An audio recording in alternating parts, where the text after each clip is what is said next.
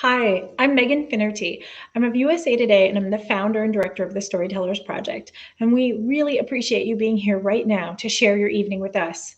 As 2021 begins, we seek to find resiliency and fortitude in ourselves.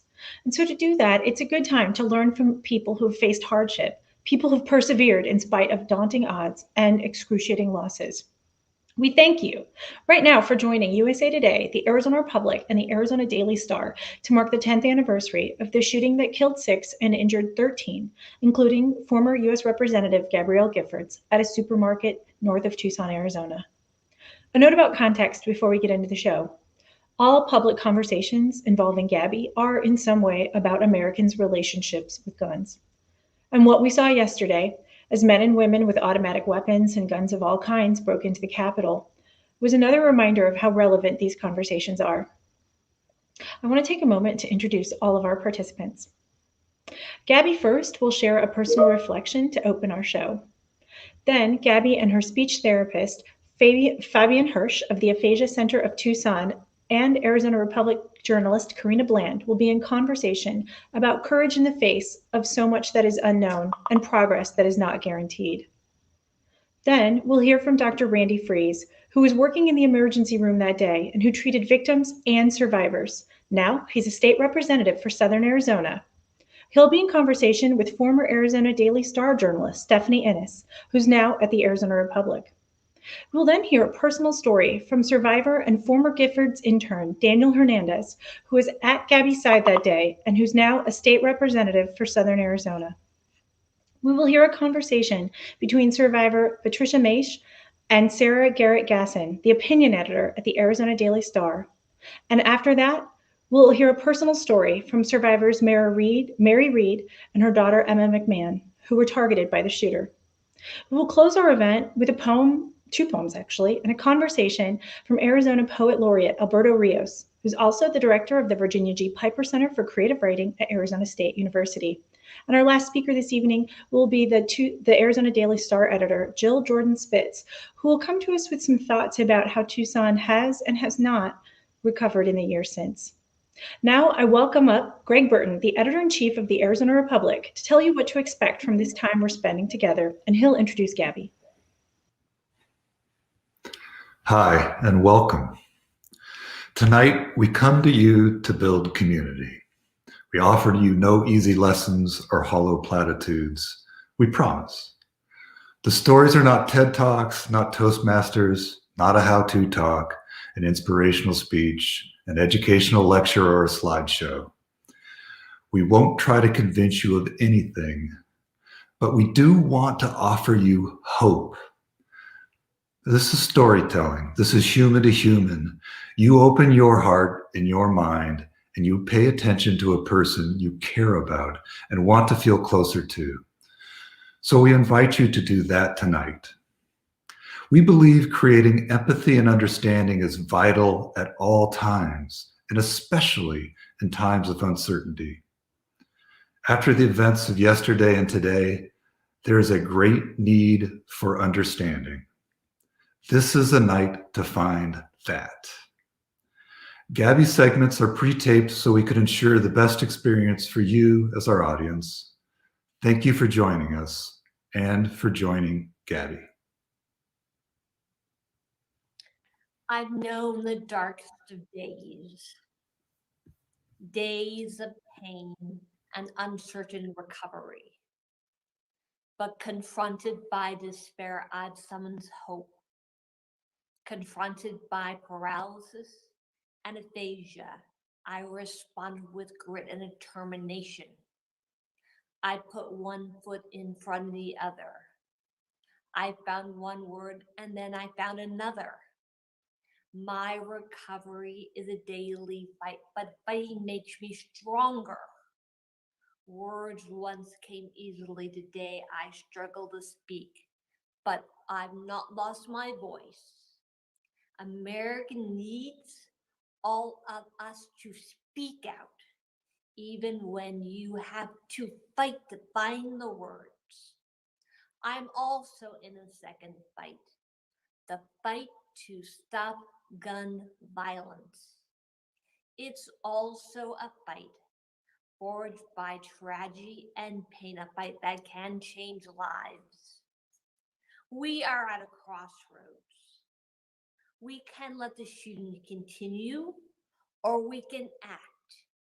We can protect our families, our future. We can vote. We can be on the right side of history. Please join us in this fight. Thank you very much. Gabby, thank you so much for that powerful and thoughtful statement to open our experience together, the darkest of days. We are so lucky to have you with us, particularly after what happened yesterday at the nation's capital. I'm Karina Bland, a columnist and reporter for the Arizona Republic and USA Today Network. I covered the shooting in 2011 and have written regularly about the victims and survivors in the 10 years since. I'd like to introduce Dr. Fabi Hirsch, Gabby's speech pathologist at the Aphasia Center of Tucson. Fabi and Gabby, which I love, have been working together for 8 years. I'm going to start with a question to Fabi. Fabi, you've lived in Tucson for 24 years. You must have been shaken by a mass shooting in your own community.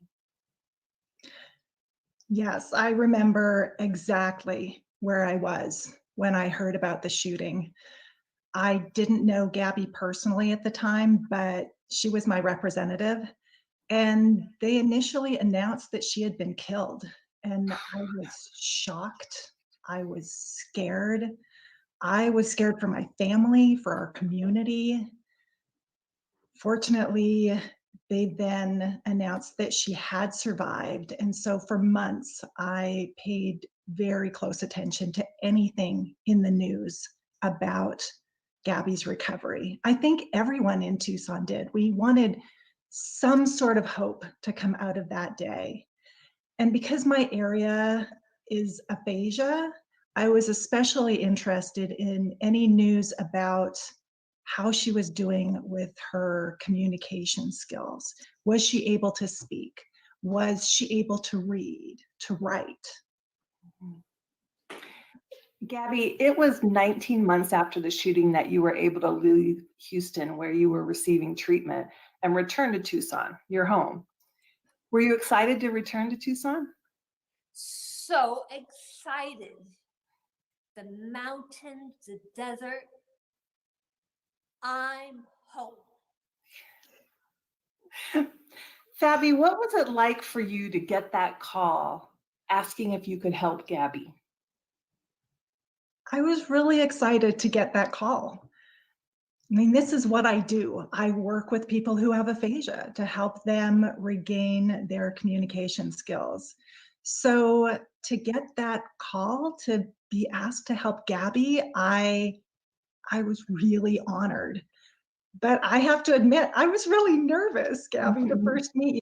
I've worked with a lot of people who have aphasia, but never somebody who has had a gunshot wound to the head, because most people don't survive that.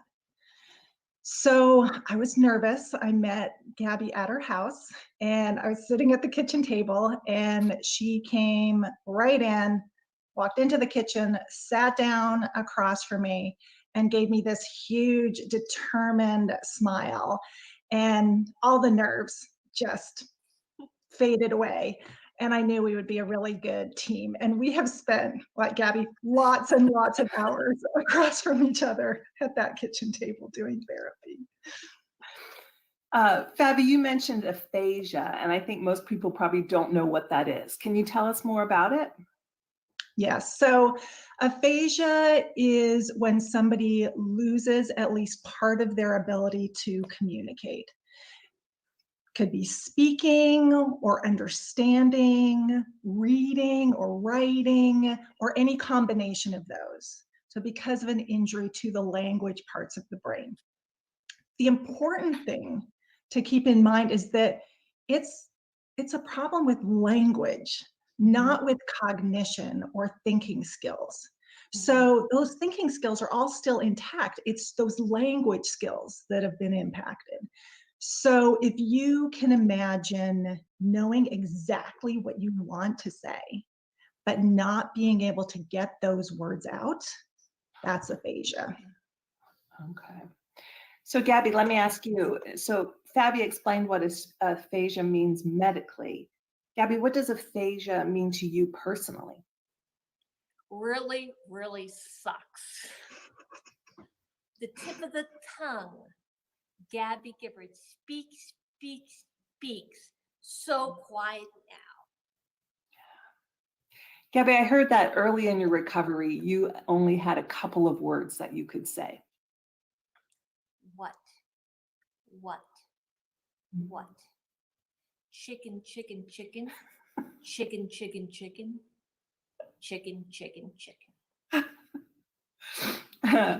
Fabi, when you first started working with Gabby, how did you determine what she was capable of? And then does that determine your approach to therapy?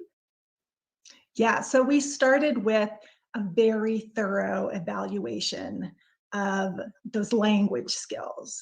So looking at what she could do really well, her strengths, and the things that were really hard. So for Gabby, strengths included things like auditory comprehension. Her ability to take information in was a real strength. But things like getting those words out, making sentences, those were really hard. So we looked carefully at those. And then we sat down and talked about goals. So it's not just a matter of, oh, this is hard, so we're going to work on it. We wanted to really know what's important. What do you want to be able to do every day so that you can have a really full, meaningful life? So we needed goals that were really meaningful. So we did the evaluation and then talked about goals and then used that to develop a therapy plan. And that's something that is always evolving as Gabby continues to improve.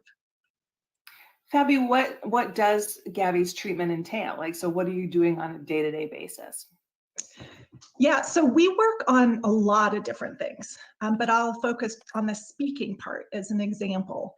So we work on techniques and strategies to help get to individual words that are hard. We work on techniques to build sentences so that Gabby can say more fluent sentences more easily. And one thing that's really unique, at least for me, in working with someone who has aphasia, is we work on speeches, actual formal speeches, because prior to the shooting, those were a big part of Gabby's life. You know, she can get up in front of a group of people and just inspire and motivate them to be their best. And so that is a really important and meaningful part of our therapy sessions. And homework. We do a lot of homework. It does sound like a lot of work. Yeah. Gabby, what is therapy like for you? Homework, a lot of homework, a lot of homework. Yeah. You're a taskmaster, Fabi. Fabi, this kind of therapy, it's not like stitching a wound or setting a bone. Like there's no guaranteed outcome. So all aphasia cases are different. Everybody responds to therapy different. How do you deal with that uncertainty, with the unknown? So you're absolutely right. No two people who have aphasia are alike. And so it's really my role to meet people where they are, find out where their strengths are, where their difficulties are, find out what their own meaningful goals are, and work towards those goals. So everything's very personalized, but there are some things that are really important across everyone I work with. So it's always important for me to bring things like optimism and hope and determination to therapy sessions, and certainly humor, because like Gabby said, it sucks. And to be working for hours and hours on trying to get words out, it's not always fun. So being able to take the time and just laugh is really important. But let me talk about uncertainty just for a moment. So there's no way I can ever know exactly how somebody's going to respond to therapy. So I don't worry about that. I don't focus on it. I focus on what I do know and what I can do. And I know that I have to be flexible. So if something's not working, then we try something else. And just as an example with Gabby, when we work on speeches, it's really hard to know in advance if a line is going to be easy or hard to learn. And it's not like you might expect. It's not like if it's a long sentence with a lot of long, complex words. Those can come really easily sometimes. It's often those small words, the, it, those can be the harder words. So we never really know, but we never think, oh, we just jump right in and get to work. And Gabby's very involved. When we first get a new speech, we're there with our black markers and we go through it, and Gabby's like, nix it if there's something that doesn't reflect, how she feels about something. And then we work really hard. And sometimes there are words that are hard to get to, or a phrase that's hard to get to, and we'll have to adapt things so that Gabby can get to them. So so we don't worry about the unknown or uncertainty. But one thing that I am certain about is that Gabby continues to improve, and that everybody I work with can continue to improve with hard work. So from my experience, I don't see people just stopping at any point. I worry that sometimes people think after some sort of injury to the brain that there's this magical time when all of a sudden things stop. And I think sometimes people are told that there is maybe a 6-month window or a 12-month window, and then somehow, strangely, you're just done. But that hasn't been my experience at all. With hard work, people just continue to improve. And Gabby is such a beautiful example of that. I mean, you think about that, right? Chicken, chicken, chicken, and what at the beginning, and now to be able to say these long, powerful speeches, it's just a testament to that determination and that ongoing recovery. And so Gabby, I'm just so proud of you that you put yourself out there so people can see that. They can see that you continue to improve. And so healthcare professionals can realize that, recognize that, and importantly, so other survivors can also take hope from that and know that if they continue to work, they can also continue to improve. What about you, Gabby? You have made remarkable gains in your ability to speak. You've come a long way since chicken, chicken, chicken. Are you optimistic about your continued recovery? It will be a long, hard haul, but I'm optimistic. Another question for you, Gabby. Not being able to say out loud what you're thinking must be horribly frustrating. Do you ever want to give up? No way, Jose. She's so determined. I will open my computer in the morning and my inbox will just be full of homework that she's done late into the night. She will never give up. Gabby, what do you tell yourself when things are really difficult? Move ahead. Move ahead. That's what we all need to do. Gabby, on top of your therapy, what kinds of things have you been doing? What are your days like? I'm so busy. A lot of Zoom calls. Work. Speech therapy, a lot of homework.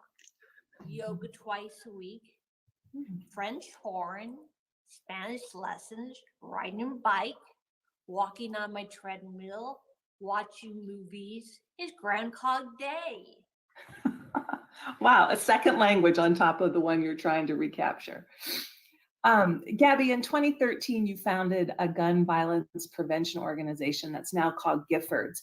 What do you hope to accomplish with Giffords this year? Save lives. Fabi, it would have been easy for Gabby to disappear from the public eye, to kind of hide out and focus on herself. And I don't think anyone would have blamed her for that. What are you learning about courage from Gabby? So for me, Gabby is courage.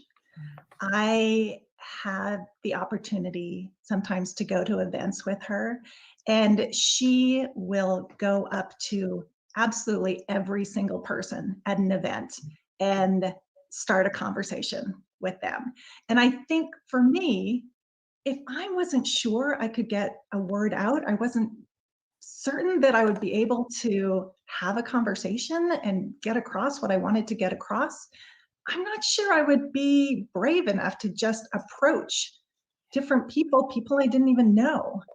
But another example, and I think a lot of people can maybe relate to, is her public speaking events.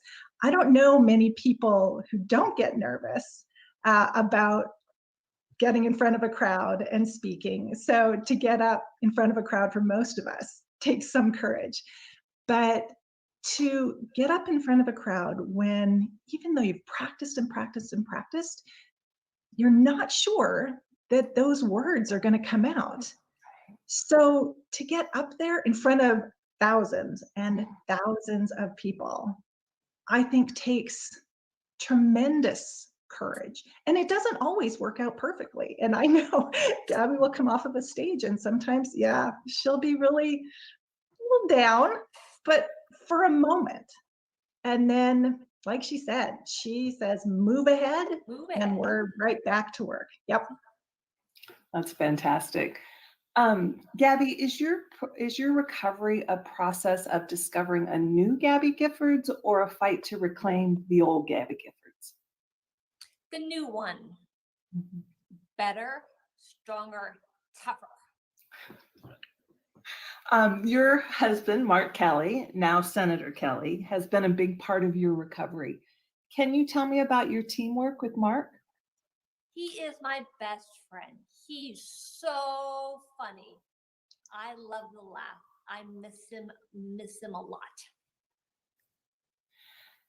Gabby, it's been 10 years since you were injured. What have you learned from your experiences over the last 10 years? To be grateful for friends and family, and to live every day to the fullest. Gabby, one last question for you. I love your positive attitude. It's contagious, I think. What is it that makes you so optimistic? I want to make the world a better place. I hope you do, Gabby. I really hope you do.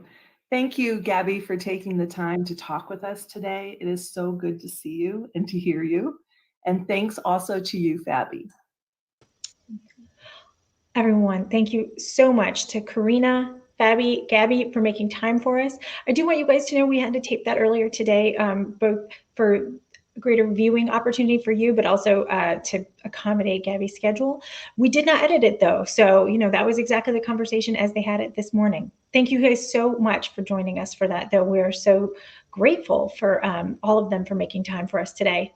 I want to bring up next Stephanie Innis and Dr. Randy Friese. Stephanie is the healthcare reporter right now for the Arizona Republic, but on January 8th, 2011, she was a journalist for the Arizona Daily Star in Tucson. She was a lead reporter covering the shooting that day, and she continued to cover the aftermath of the tragedy for the next few years. On January 8th, 10 years ago, Dr. Friese was working as a trauma surgeon as an associate professor of surgery at the University of Arizona Medical Center. He operated on several of the victims and survivors. Thanks, Megan. Dr. Friese, tell me what you remember about January 8th, 2011. Sure, Stephanie. I was on call the night before the shooting. So I was finishing up that morning. We turn over trauma teams and we finish rounding on the patients we had seen the night before. So we were just finishing up, and we had the fortune, the good luck to have two trauma teams in the hospital functioning at the time of the shooting, the victims that were coming in. How did you first start to make sense of what happened? When you're taking care of a mass casualty situation, and it's not terribly unusual for us to get, a number of shooting victims at once. 10 is certainly a lot. You don't really try to make sense of it. You're just rotely doing the task, to save patients and care for patients and move them forward in the system where they need to go, the ICU, the operating room. But it was a very difficult, it was a bit of a shocking day because the number of victims, number one, and the part of town that victims were coming to was not a part of town where you normally see a mass shooting like that. And then we did find out that the Congresswoman was one of the victims, and that was a little bit of a shock to the trauma team as well. And you've said you did run for office after this, and you said you did that as a way of doing more good for more people. Can you talk a bit about that? Yes, well, I've always felt as a trauma surgeon, I'm taking care of one patient, one problem, one family at a time. And certainly that's meaningful and rewarding. But having been involved in caring for this mass casualty situation from the shooting, gun violence has always been something as a trauma surgeon I've been focused on. Taking care of young children that are shot, telling a mother that she's lost her son, telling a wife she's lost her husband. Those are very difficult conversations to have. And after the shooting, it sort of just entered my mind that maybe I could deal with this on the community level and sort of help one community at a time rather than one person or one family at a time in dealing with legislation that promotes gun safety, responsible gun ownership. Thank you. You've also said you're able to channel your energy and your response to the shooting into your work. Tell me about that. Well, as I mentioned, bringing those personal stories to the legislature, I think, to help people understand at the Capitol who have not had gun violence touch their lives, how earth-shattering it can be to someone whose family, my loved one was fine a minute ago, and now they're not. They're either very injured or they're actually had been murdered. So bringing those personal stories to the legislature and the people that would be voting on legislation like this is I think a unique facet to me as a legislator, to help people understand the importance of legislation like this. And what about what's going on now? Are there parallels, do you think, between this work and what doctors treating COVID-19 today might be experiencing? That's a great observation. Clearly, the COVID pandemic is certainly more hyper-focused, but gun violence it can be an emotional experience. Taking care of patients, victims of gun violence, can be emotional. It can be very weighty. You feel like you're not doing enough, and all those same things are happening as our frontline medical personnel are caring for the COVID patients. And I also relate that back to the legislation I'm doing and saying I'm laying the groundwork with this legislation. Myself and Daniel, as legislators, are laying the groundwork for the state. We may not see this legislation come to fruition, but someone in the future will. And I make that parallel to caring for COVID patients. When you're up on the front line taking care of these patients, the many, many patients coming into the emergency room, getting admitted to the hospital and the ICU, you may think of things that will help us next time, make it better, make it so that we can do a better job next time. So those are the things that will be built upon. So the work they're doing now on the front lines is helping us make it better for next time. So I think those are the parallels I find. And what do you think COVID doctors can learn from your experiences in the months and years after the shooting? What's your message to them? I think, it's an emotional part of our job. A lot of times as providers, we get through the emotional part by compartmentalizing and not dealing with it in the moment. So I think that we need to learn, we should deal with this emotion when it's an appropriate time, with your family, with your health caregivers, and and don't continue to put it aside. Do look at it, do examine it, and do work through it. And again, the same parallels with gun violence and someone being murdered by gun violence. You can't continue to put that aside. You have to work through it. Thank you so much, Dr. Friese. My pleasure.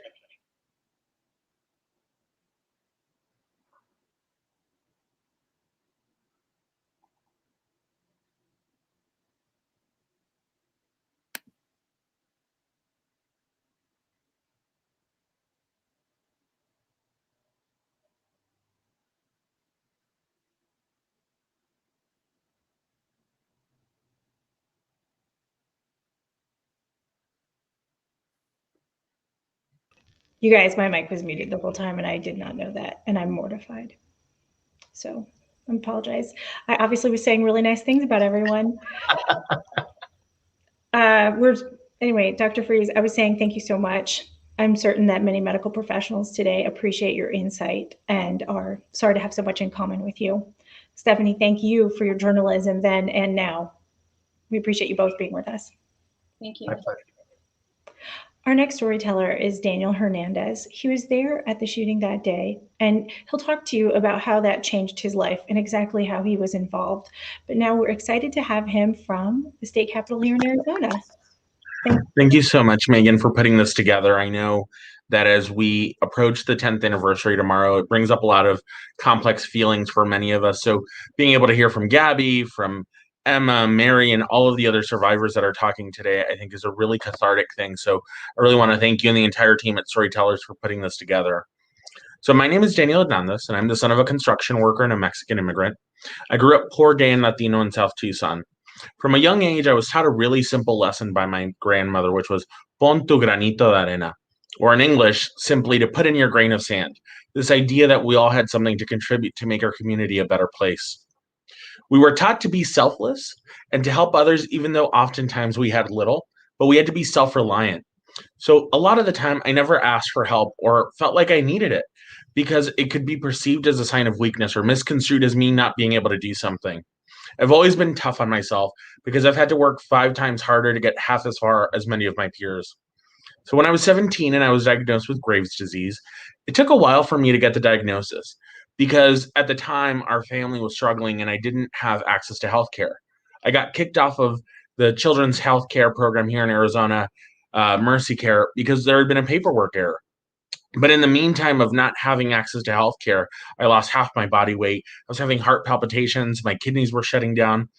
Once it finally got figured out and I finally got insurance and treatment, I wanted to return back to school and just go back to being a normal student, someone who'd been a high performer, someone who'd been in honors classes for years. But my principal, when I sat down with him, instead suggested that I drop out of school, move on with my life, and get a GED.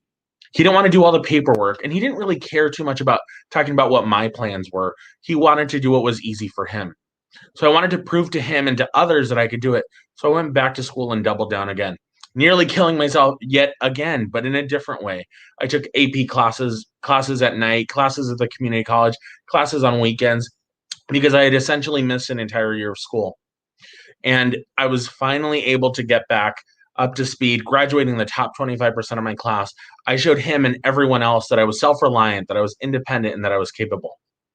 But in 2008, I had a big change in my life. My family wasn't political at all. In 2008, my father hadn't voted in almost 20 years, and my mother hadn't even become a citizen until 2016. So when I said I wanted to get involved on a campaign because I wanted to elect the first woman president with Hillary Clinton's campaign, they both kind of looked at me like I was a weirdo, because I was. And I signed up, I started volunteering, and I really enjoyed it. And then when the first campaign that I ever worked on lost in June of 2008, I thought I'd never work on a campaign ever again. But that's when I met Gabby, and I started volunteering for her congressional campaign. Eventually, years later, after a very tough re-election in 2010, I said, I need an intern in her congressional office. She'd been asking me for years when I was going to do it. And after she barely won by about 1,500 votes, I said, if not now, when? So I signed up. And on the first day of my internship, I had a really interesting experience where the very first call was an angry constituent calling and cursing and yelling about something that Gabby had done that was terrible. So while I was listening to this person and getting berated, Gabe Zimmerman, who was the director of community outreach, a social worker, came into the office to try and help me. We jokingly called him the constituent whisperer because of his background and his ability to talk anybody off the ledge. He took me aside afterwards and told me that I needed to set boundaries, but that we can always be kind and caring to other people. He was a great role model. And just like everybody else that Gabby surrounded herself with, he was thoughtful and kind and caring. He asked me if I'd be willing to come in on Saturday. And even though I had been working 5 days at that point, he asked me if I could come in and intern and volunteer at an event that Gabby was doing on January 8th of 2011. That was a day that changed my life and countless others, including Gabby and the 12 others that were shot in front of a Safeway back in 2011. It was the worst day of my life, and I saw things that nobody should ever see. For me, 5 days into my congressional internship, it meant that 6 people lost their lives. It meant that my boss, my hero, someone that I looked up to, the first person to ever ask me why I wanted to be a nurse or a doctor, had been injured. And there I was sitting, holding her head, talking to her, trying to keep her calm while she was bleeding. With my head not put on straight, trying to figure out what I could do, trying to see what I could do to help Gabby. It took an agonizing 9 minutes before the EMTs were able to come in and take over. Everything that was happening was so traumatic. And for me at the time, I never got to experience or process the same way that everybody else did. When everybody else got to go home and be with their loved ones and think about what had happened, I instead was doing media interviews within hours of the shooting. Within 2 weeks, we'd done over 250 interviews. I never really went through the stages of grief, and for a long time, I thought I could just skip ahead. But the reality is you can't skip ahead. The grief and the trauma will eventually catch up with you. While I'd always thought I had to be tough and self-reliant and that I had to not ask anybody for things because it meant that I was weak, this tragedy really taught me that I need to lean on others. It brought to my attention this idea of something called family. So there were people who helped me who weren't really my family. They weren't related by blood, but they were my chosen family.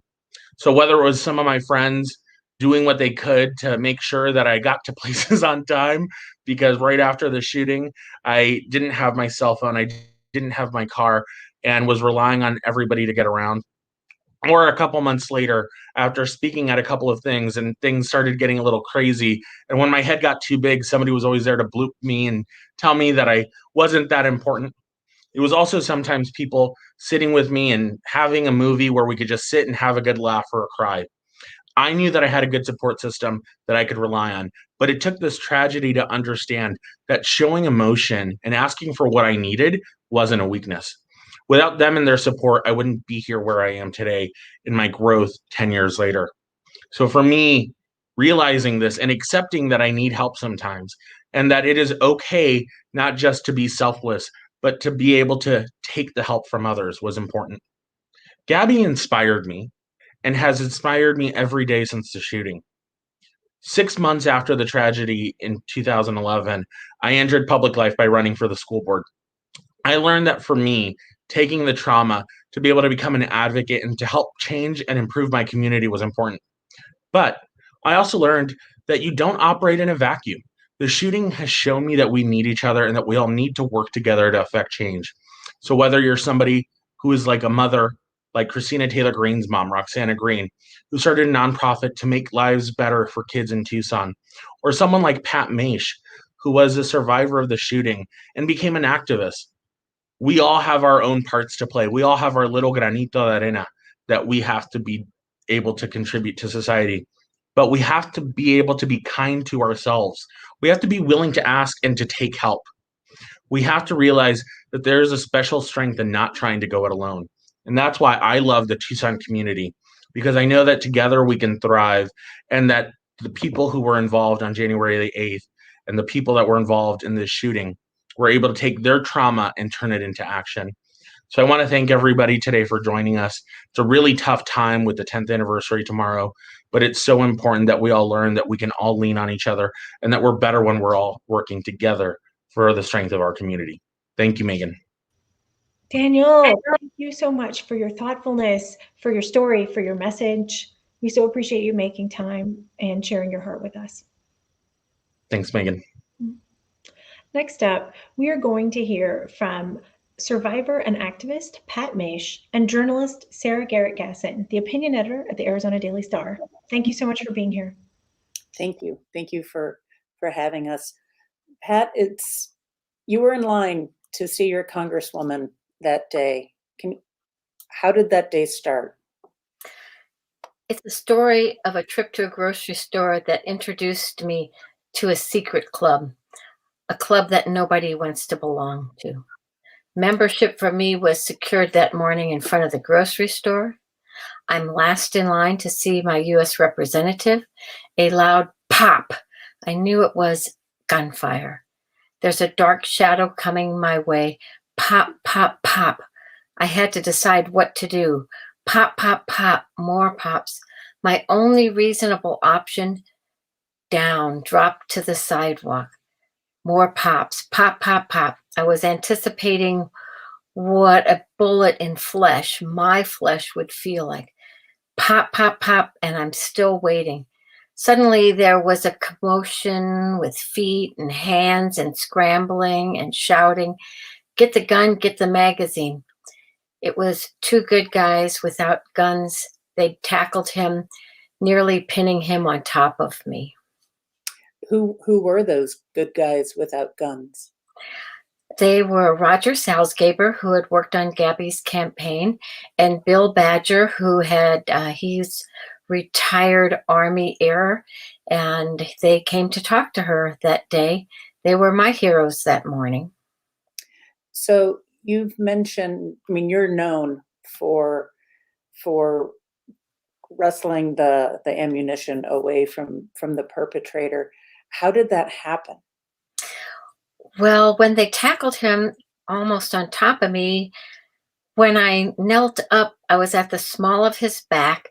The gun was too far away for me to reach, but I was able to take another loaded magazine out of his left hand and secure that until the deputies arrived. So you've also been very active in terms of gun violence prevention, things that have what happened motivated you. Can you talk about this secret club that you've referred to as, you've joined, and then what that led to next in your life? Sure. The secret club that no one wants to belong to, you have no choice. You're forced to. You can participate as much as you want, but you don't have a choice. You belong. Membership starts when the bullets stop. It's a club of strangers forged in fire, gunfire. We have knowledge that other people don't have. And I learned from that knowledge they helped me, that over 100 people a day are killed by firearms, another 200 wounded, wounds that range from flesh scrapes to devastating, life-altering wounds. And then there's the countless emotional wounds.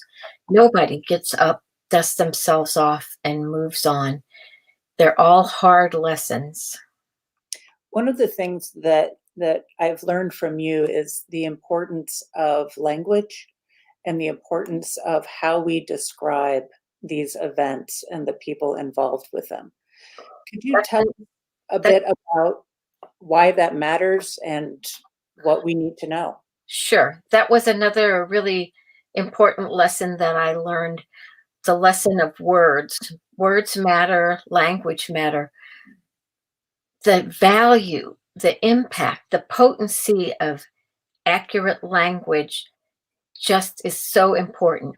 So like people would tell me, "Oh my gosh, you were in the wrong place at the wrong time." That's a lie. We were where we belonged. The perp was in the wrong place with a firearm. "I'm sorry you lost your loved one." Oh my gosh, they're not lost. We didn't forget them at the store. We didn't misplace them. It's not our fault. They're dead. They're killed. They're murdered. They're taken. If that's all you can muster early on is taken. They're not lost. We know where the bodies are.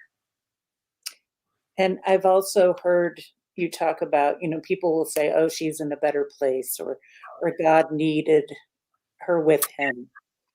Yeah, she's in a better place. God needed her. Never, ever, ever say that. Just say, I'm sorry. I don't have words to help you, or just hold somebody. You don't even have to say anything. And with the theme of words, how we talk about how we cover these events, what advice do you have for us in the media, and what do we need to know? Well, we do have protocol for media. There's a no notoriety protocol. Don't say his name. No notoriety for the killer. Media, please don't give them any. He's the perp, not the shooter. Shooter gives them the craved status that they want. We don't want you to report on their fashionable sunglasses or whatever things they wore to court like it's been done in the past. We don't give a flip what he wore. We want to remember the murdered and the wounded, not the perp. We don't want to give him any more press than absolutely necessary. We ask them not to use the name of the perp more than once in a report. And for God's sakes, don't use a photo. Some media have even called the perp the gentleman. Can you imagine what a slap in the face and the kick in the gut that is for survivors? Gentleman, unforgivable, not a gentleman, never ever, don't say it, don't print it. You've also talked about what politicians say after these sort of mass murders, and it's part of your activism. You've been very outspoken. What do you say to when people say, oh, it's too soon, we can't talk about that, it's too emotional? They usually say it's not the right time. And I tell them, you're right, it's not the right time. It's way past time. We should have been talking about this in the 60s and 70s. I think in the 60s, the shooting in Austin at the University of Texas was one of the first mass shootings that got notoriety. And talking about loved ones or knowing people whose loved ones have been taken, murdered, killed by a bullet, I sometimes will get emotional, and I think it's important that we show our emotions, especially to legislators. If you can't get emotional over this cause, then you need to pick another cause. And speaking of causes, you're well known for shouting from the gallery at the U.S. Senate. Can you talk about that moment? Yes, I was with a friend. We decided that we couldn't just sit there after they had voted down the background checks, the Manchin Toomey bill. So I asked my friend, what do we do? She said, let's shout, shame on you. And so we did, and we were both detained for 2 hours. We had a 2-hour background check for shouting when you can buy a gun that will shoot to kill without a background check in most states. So you've been active in very large ways and in very personal ways. What is something? What can people do if they haven't been directly touched by gun violence, or are active and want to be active in another way? What can you do? Well, my eyes were open to legislation that day after the shooting, and I always thought things were pretty good, but they were calm on the surface, but they were insidious and devious underneath. So I would say, don't wait until you experience a tragedy of some sort in your life. Educate yourself. Find out who's in power. Where do they stand on issues that are important to you? What can you do in some small way, even if you don't want to do gun violence prevention or something critical? Pick up trash on your block. Be kind. Write a letter. Call your legislators, both locals and national. All politics start local. Collect signatures for a candidate you might want to represent you. And if you don't know what to do, always ask somebody. Then do it. Make a difference. Don't let frivolous things in everyday life get in your way. Figure out the frivolous and teach yourself the art of ignoring it. You can make a difference.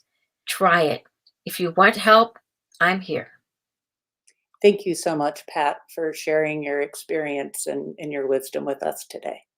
Thank you, Sarah. It's my honor to be here. We are thankful to both of you. Pat, I really want to honor the idea of just like educate yourself about what you can do, where you are with what you have. It is such a powerful message. And I deeply appreciate you pointing out that sometimes these things can seem so overwhelming, right? And so complex and so deep. And you're saying, start somewhere. You can do something. I really appreciate that. Thank you very much for having me. Awesome. Thank you so much, Sarah, for being with us as well. Thank you. Next up, we have a personal story from Mary Reed and her daughter, Emma McMahon. We are so grateful for them sharing their time with us today. They're going to tell in tandem, which is a kind of a tricky thing. And as you can tell, they're also telling from different rooms on other sides of the country. So with that, Emma and Mary, thank you guys so much for joining us. Once upon a time, on a beautiful January day, an average mom took her above average daughter to meet her daughter's hero. You see, the girl's hero was an elected official from the girl's own hometown. This elected official was a rising star in Congress, and this young woman loved policy just like her hero. They shared a birthday, and this girl was so happy. You see, I am that mom, but this is no fairy tale. That day, we were so excited to be meeting Gabby. We couldn't stop talking to the people standing outside of the grocery store. Emma was trying to work on her college applications, and with the future dancing in her eyes, I could see the young woman she was growing into. After meeting the girl's hero, we had planned to leave from there and go to a CPR class nearby. Our whole family was excited to meet Gabby and to go to the CPR class. We were all standing in line together. I so didn't want to be there. My mom had dragged me out of the house to get a picture with Gabby Giffords. I'd been too shy to get one the summer I had been a congressional page in DC. While we were standing in line, my mom was talking to everyone. As always, I was trying to focus on my college applications and failing miserably.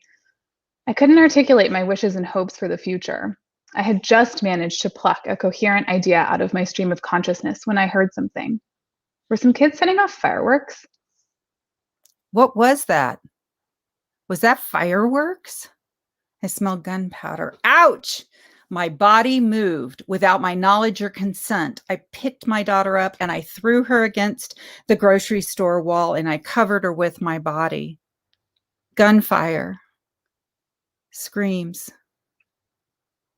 Footsteps. A man in a hoodie was running, shooting people standing in line. He stood behind me and hesitated. Seeing Emma, he tried to shoot her through me. He missed her, but shot me in the arm again. Still standing behind me, he hesitates again, and I thought, little man, you better have the cojones to look me in the eye if you're going to shoot me again. Turning my head around, we locked eyes.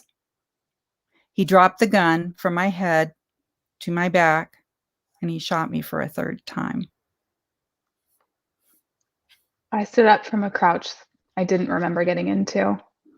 And suddenly, I heard my kindergarten teacher's voice in my head. I whipped out my phone and called 911. While the phone was ringing, I walked away, stepping over the gunman. At first, I got a busy signal. I called back and got a dispatcher. She told me that help was on the way. Walking back to my mom, I saw that people had sprung into action. The grocery store butchers had brought out rags for the injured. Doctors and nurses who were shopping in the grocery store dropped everything to attend to the dying. When he shot me in the back, the bullet had lodged in my backbone. With a completely numb leg, I sat down hard, releasing Emma. Coming back from the 911 call, she said, "Mom, you threw me really hard against that wall. I think you bruised my hip." Then she looked at me. I mean, she really looked at me, and she saw that I had been shot in both arms and in the back, and I was bleeding everywhere. "Oh my God, Mom," she said, and grabbed rags. She sat holding those rags on my arms while her younger brother, Owen, sat next to her, picking out bloody debris from his sister's long golden hair. The 6 minutes it took for the sheriff to arrive felt like hours. I stood, holding rags to my mom's back, and wrote down a list of her medications. Finally, an ambulance for my mom arrived. As the EMTs loaded her into the ambulance, I looked her into the eye and made her promise not to die.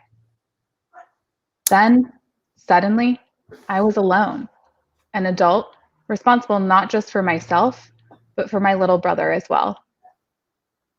At the hospital, they determined that the bullet had not severed my spine, but instead it had insulted my sciatic nerve, meaning the nerve had been stunned but not destroyed. So I was released the next day. At home, I skipped the denial stage in process and grief and went straight to anger, where I wallowed for a while. You see, I was incapable of caring for anything, not myself, not my family, not my house, not my dogs, my cats, really nothing. Me, the mom, I could not do my mom things. And instead, I needed a huge amount of care to recover from my injuries. So Emma stepped up and stepped in. Quietly and surely, she kept everything going. Appointments, schedules, meals, laundry, carpools, everything. The shooting happened on a Saturday, and by Monday, I was back in school. My whole life had been turned so upside down that I was shocked that my high school looked the same that Monday morning, that the kids in the hall were still making the same jokes and roughhousing as if nothing had changed. My friends didn't know how to react. They were so careful not to mention the shooting and fell silent when I walked into a room. In an effort to protect me, they started keeping painful but important things from me: college rejections, breakups, car accidents. They were treating me like a porcelain doll that they were afraid was going to break, when I felt stronger than ever. I had grown up that weekend, but my life was still that of a teenager's, and like an old pair of shoes I'd grown out of, my life at school felt wrong. It chafed. It was too constrained. At home, there were endless responsibilities: doctor's appointments to make, wounds to clean, journalists to call, my little brother's soccer practice to drive him to, and a seemingly never-ending meal train to coordinate. Our community really rallied around us, even strangers wanting to ease our pain in whatever small way they could, but mainly through food. Honestly, I have never seen so much gluten-free lasagna in my life. But more than the lasagna, they wanted to comfort us with company, to reassure themselves and us that we were fine and that we would be able to heal together. Emma graduated high school that spring, and I began physical therapy. For the first couple years after the shooting, I was hyper-focused on justice, attending all parts of the trial and sentencing, practically living in the courtroom or in the U.S. Attorney's Office. Now, I know that the active support of the victims' advocates assigned to me was critical to my healing. So I trained to be a victim's advocate, to help other victims of violence within my county. Serving other people helped with my long journey back. And then I also decided to use my voice, my story, to improve gun laws. That was also healing. Before the shooting, I thought I knew how gun laws worked. I was a gun owner. But now I can clearly see the problems with our gun laws, and I've become an evangelist for common sense changes in our gun laws to speak out about holes in our systems and about my experience with gun violence, because I don't want one more family to be shattered by gun violence. Healing wasn't easy. After months of keeping everything under control, I literally ran away. I took a gap year in Germany where the shooting felt very far away. But no matter how far I ran, I could never get away from the memories and impact of the shooting. For years, I was angry about that. Angry that the shooting had taken away my childhood, removed my sense of safety in the world, put me onto a different path without my consent. And I fully rejected any parts of me that I feel like had been changed because of the shooting. I rarely talked about it with any of my friends or classmates. But slowly, painfully, and with lots of support from my family, and especially my mom, that anger faded away. After my gap year, I went to college on the East Coast, and I haven't lived in Arizona for the nearly 10 years since the shooting. But my love of my home has never faded. I've spent my life combining my love of the desert with a strong sense of wanting to make the world a better place, which is how I ended up, as I am today, working in climate change policy. I believe that I have been granted bonus years for my life. I did nothing to earn those years. More deserving people should have had them, but I was given them. To honor the people that were taken that dreadful day, I've dedicated these bonus years to service to others, service to other survivors of gun violence, service to my community, making the world a better place, a safer place for my children and for everyone's children. That's my goal. Have you noticed how many survivors respond the same way? We look for ways to prevent the horror that happened to us from happening to anyone else. We know that horror, and we believe that no one else should experience it. We work to make the world a better place. We do this because it helps us heal and not to be afraid. But when people ask me what they should do, I tell them simply to be kind, no matter what. You never know what people are going through. You just don't. I am not the picture that people have in their mind of a gunshot victim. When I was a victim's advocate for Pima County, I would go to active crime scenes. What I learned was that victims of violence have lost two things: safety and control. But by being kind, you give those back to the people you are kind to. You grant them moments of grace. And you give people that witness your kindness, you give them hope. So when I'm suffering with the pain from the bullet that remains lodged in my spine, when I am shaking from hearing about another shooting, when I'm upset with the daily, I am so grateful for kindness. Those people who are kind to me are my healers. They are my community, and I am so grateful to them. Although I would never say that I'm grateful for it, today I am able to accept the role the shooting had in making me the person that I am.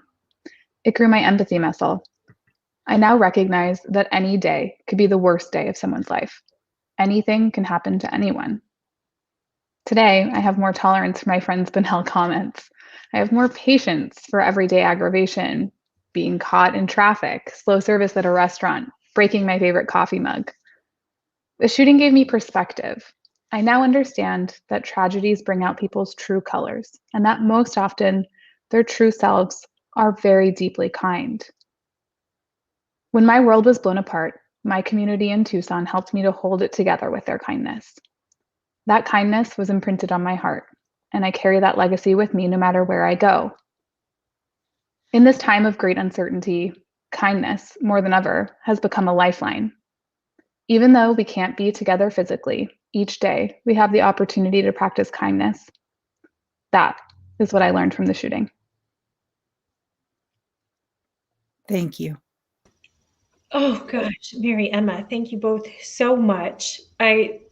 I'm so moved. I was tearing up. I'm sure you can tell. But I do want to say, Emma and Mary, both of you, your takeaways, your big ideas at the end of how you access resiliency after this tragedy, that Mary, you go out of your way to serve others and offer them the comfort and security you didn't have. Emma, your increased patience with your friends. I was like very touched. Obviously, it would be so easy for you to be like, do you know how bad life can be? But instead, you're like, life can be bad in all kinds of ways. I will be nice to you because that's what matters. I cannot think of a more valuable lesson to be taking into ourselves right now. So thank you both so much for your stories and your hearts and for your time. Thank you, Megan. We now turn to Arizona Poet Laureate Alberto Rios. He's a professor at Arizona State University, but he's the Poet Laureate for the whole state. He has literally like countless titles. He has written, hi Alberto, he has written obliquely about the shooting on the occasion of the 5th anniversary. He did so on behalf of the Arizona Republic. Today, he's going to talk with us about the power of poetry and art more broadly to help us process trauma. And he's also going to share a new poem in addition to the one he wrote 5 years ago. So Alberto, thank you so much for being with us. Well, thank you, Megan. And I want to thank everybody. These have been overwhelmingly powerful stories. And like you, I was quite moved by all of them. These are real lives who've been impacted. And those lives that were taken, we can only guess. We understand this is so life-changing. And I am happy that some of the result has been positive. Well, I want to start with the poem that I wrote for the Republic with your help. That was to commemorate the 5-year anniversary. And this was a reactive poem. And as you'll see at the end, I have a more connective poem. But this one is what I wrote. It's called 5 Years Later.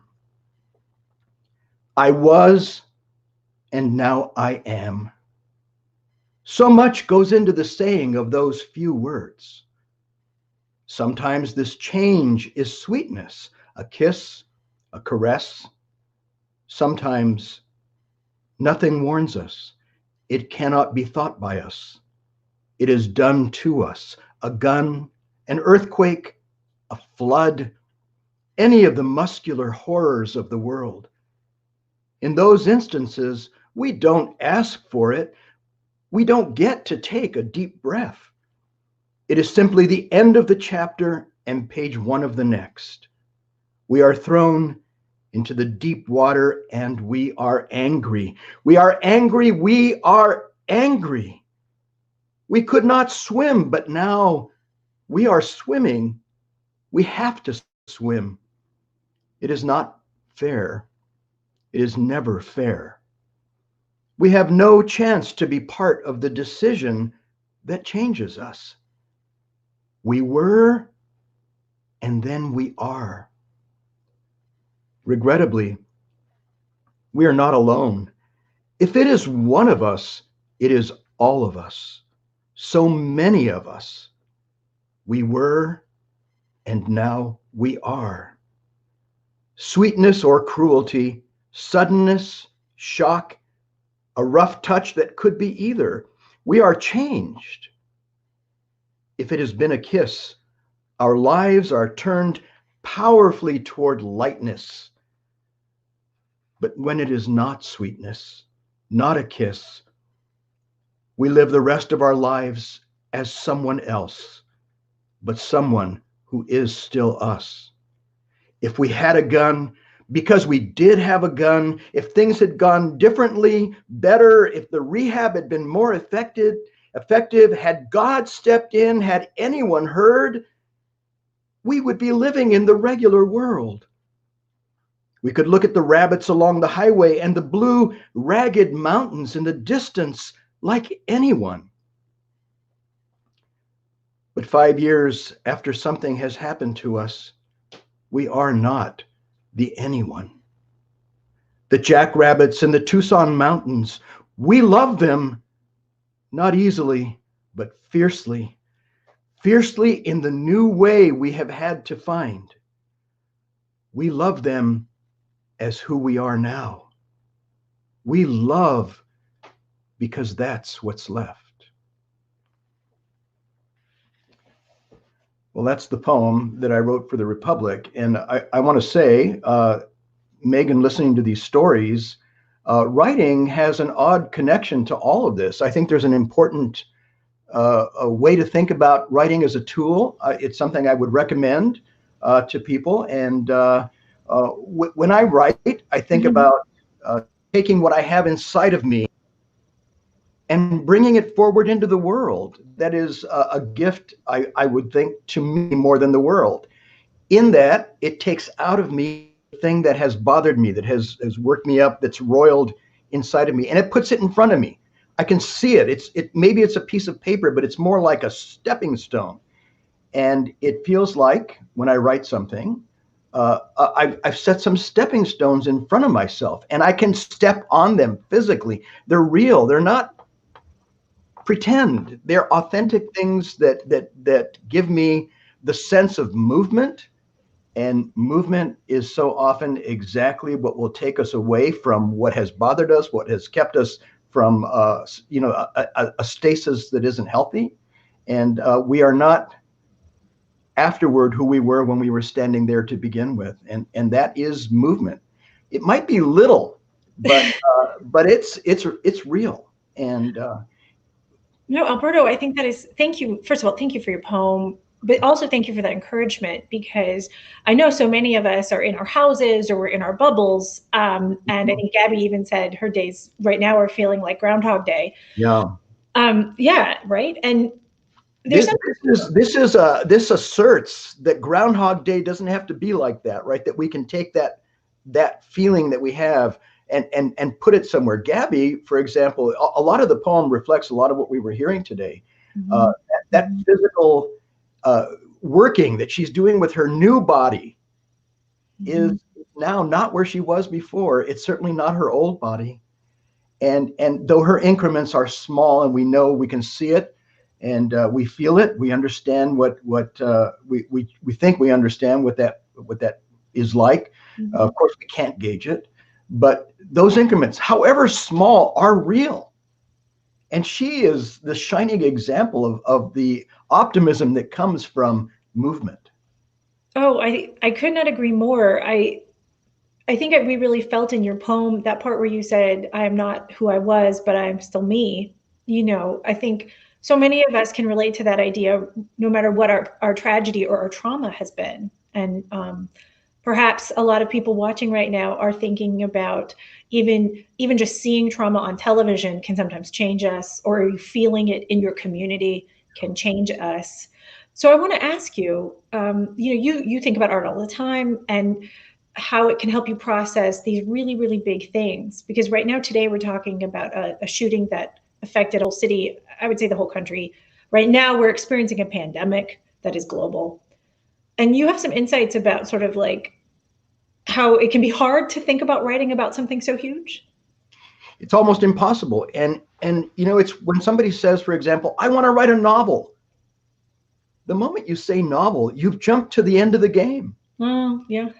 It's overwhelming. It's like a 20-ton weight over you. Yeah, it's easier not to start, I think, is the key there. It's easier to say, I want to. No, I'm kidding. Go ahead.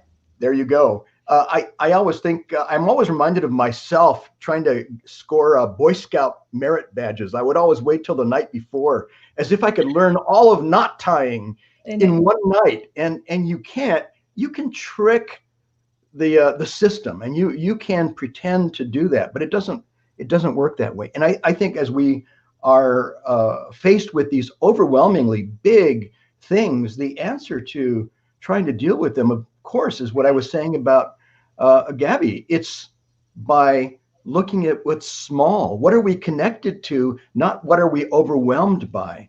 How do we actually find movement toward and then ultimately through these things? Not how are we stopped by them? And I think I remember as a young person, remember watching the news in the 60s in particular. And I remember the news always seemed to just go on and on about this thing called the Vietnam War, which as a child, it was hard for me to understand. And there was a lot of footage, and it just seemed like it was happening somewhere else, some other thing. It wasn't until I was older that I understood and appreciated what that was all meaning. But at the time, I couldn't connect to it. Mm-hmm. And that has been something that has stayed with me as a writer. Is my job is to figure out how to make me at that age. I should have connected to that. Something should have put me in the sphere of understanding, and it didn't. No. And so now I think about, and we try all sorts of things. We try, but they don't work, and we've got to figure out our pathway through it. I think, for example, a dictionary has all the words in the world. It's efficient, Mm-hmm. but a poem is effective, and it only uses a few words. And it's finding our way to those few words that is how I think we're going to get through all of this. We've got to find what matters to us, what's meaningful, not all of the hype, not all of the droning news that just goes on and on and on, Mm-hmm.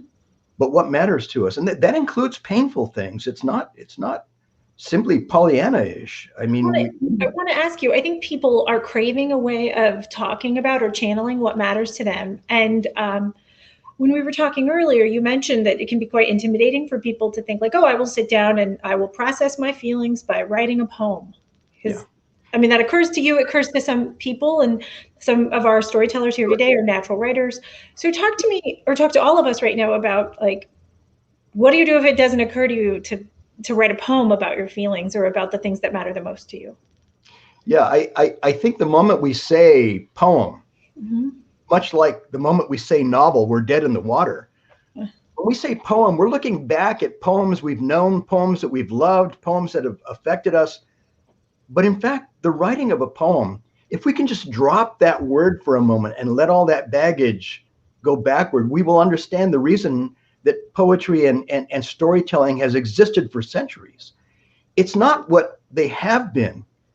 It's that suddenly you turn around and see everything they can be.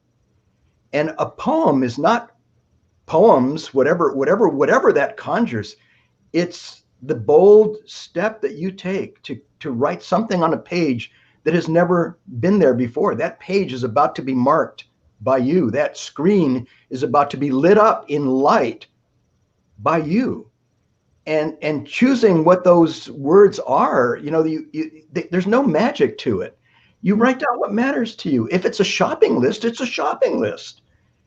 But largely in that shopping list, you will find at least one item that is a whim. Mm-hmm. Go there. Understand why it is that the essentials are essential. That's the dictionary. Mm-hmm. But that whim is the poem. That whim takes you to something you care about, you love, you're connected to. You don't need it, you think, but I would counter by saying that's exactly what you need. Well, I appreciate that encouragement. And if you're watching and you're thinking about being creative, also you can put pen to paper. Alberto and I were talking earlier. He recommended like leaving yourself a voice memo if you're not a writer, calling a friend maybe, and just talking it through. There are so many ways that we can tap into that part of ourselves. I think I call it the kitchen table phenomenon. Mm-hmm. You have to remember that when you're writing a book or you're writing something, we have some imaginary audience out there. That's very mm-hmm. different than sitting at a kitchen table with your parents or your kids or your friends or whatever, where you're going to say something, and if it's lame, they'll let you know. Uh-huh. You will say, but you know better too. And so you say something that is intrinsically interesting. It might just be a little bit interesting, but it's enough to keep the kitchen table conversation going. That's the magic of writing. It's not some big, overwhelming thing that you're learning in some school somewhere that is telling you to do something that isn't you. It's what matters. It's centered. It's right there, and you know what keeps a kitchen table conversation going. There's a wonderful surrealist writer who said, thought occurs in the mouth. I can relate to that. What he meant by that is we think all these big thoughts. But you know, if you've ever been on a date, for example, and you put your arm around somebody, you start saying things you never planned to say. They just suddenly start happening. And I think a lot of writing is similar to that. Thought occurs in the mouth, thought occurs in the moment, thought occurs in the impulse to sit down to write. Just trust that when you sit down, something will happen. If only because you've sat down. You sat down. And I think things are powerful. It comes down to trusting ourselves. We've gotten to where we are by speaking, by communicating with others. We've got to trust that doesn't stop just because you sit down and you're intimidated by a little page of paper. That's not what should intimidate you. Our stories that we've heard today should tell you what intimidates you. Danger and these things. Those are what should stop us, but not a piece of paper. What I think is wonderful about also, and we heard this message repeatedly about being kind to yourself. My favorite way to move forward is to write down what I don't understand about myself, not what I do understand. So, reporters and journalists want to write a big fire. Well, they write the big fire and I'm going, man, I think I smell hot dogs, or whatever it is that we think is peripheral or just a small moment that's part of that. And I think, for example, if you sit down and write something that you've never forgotten about, for example, maybe the color of the shirt you wore the first day of first grade. It doesn't matter what the context is or what you want to say about it. You don't need to explain it. What is important is simply that it is. Tapping into remember it. Yeah, tapping It has not, and it has never abandoned you, and you may not be able to explain why. But that is the beauty of it simultaneously. So the struggle of art is to try and capture that mystique. Alberto, I love your enthusiasm. I love your unbridled encouragement for all of our viewers, because we are going to be able to sort of, I think, close our show with real encouragement as well as contemplation. So I'm thankful to you. I know you have another poem to share with us, and then we'll hear from Jill, the editor in Tucson. So with that, Alberto, I want to invite you to share again. Thank you so much. Thank you, Megan, and thank you to storytellers and everybody who's joined us this evening. This poem is more connective, as I said earlier, as opposed to reactive. And this is about how I've been haunted by the writing of that first poem, and obviously by all of the events that prompted it. How am I connected? How are you connected, even if you weren't there? And how are we as artists in particular connected? This is called "We Are the Map Makers of Sudden Change." Change is the country no map tells you about. Change is the secret destination to which you have been invited and cannot refuse. No matter the grand plans you have made, you simply go. You must go. You will go. On a small map, what happens next seems just a half step away. A trifling step, but brought to scale, it is a massive leap in a life lived. We want to go over there, but instead we stumble over a rock, we cut an onion too vigorously, someone else drives too fast. Then suddenness takes over. Suddenness, the like it or not measure of change, which makes clear there is no going back. You are going on a new adventure in a country with no name. It may be fun. Invention, innovation, the arts, these are one side of suddenness, the human forging and making of the welcome new. Tragedy, heartbreak, and loss, however, are its very real other side. In the one, the words are epiphany, connection, eureka, aha, while in the other, the words are all simply, oh no. all of them a vocabularium of the new moment's geography. My mother, as a young teenager, lived through the Battle of Britain, her hometown being bombed every dark night. She and her younger sister had the game of going outside each morning to see how much new shrapnel had embedded in their front door. We find our way through change, each of us. When we get lost, the only way to find this place's map is to understand there is no map. No directions are handed to us. We struggle with the language, but any measure is something, so that now the map is ours to make. Forward is our magnetic north and is all we have, but it is much. Through the fairy tale bramble of all suddenness and fear, onward. Thank you. Alberto, thank you so much for your time and your art. Jill Jordan Spitz was at a storytime event with her son on Saturday, January 8th in 2011, when she heard there'd been a shooting outside the store where her mom shopped every Saturday. After learning that her mom was safe, she headed to the Arizona Daily Star newsroom, where she helped direct the coverage for the next month. Today, Jill is editor of the Arizona Daily Star, and she's going to close our show out with some thoughts. Thank you so much for being here.